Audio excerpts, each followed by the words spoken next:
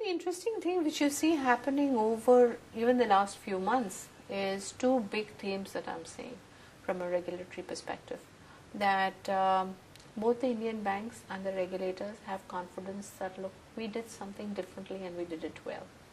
So we should have the confidence to not necessarily copycat anyone, but pursue what we think is the right strategy for our country and our industry. That's also translating into a confidence to talk openly about our strategy and our objective.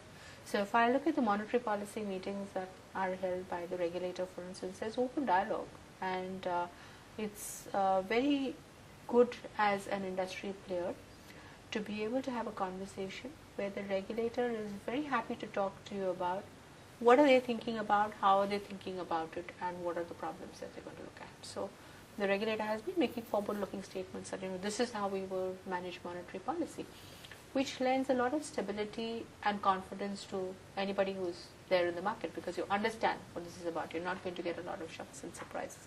So I think that's a big move. That is not a regulatory change, but I think it's a big move from a regulatory environment perspective.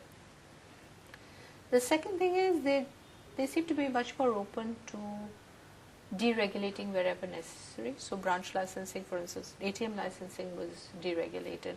Now on branches, there's a whole theme around financial inclusion, and therefore saying, okay, in the underbanked areas, we are willing to de-license. I think those are all good moves because they will lend greater flexibility, they will allow more speed of execution. So I think the changes need to be made on things like that, where you set a framework and then you empower banks to do the right things, because the regulator has come out well, the banks have come out well. So can we give our banks a bit more space because they have shown maturity?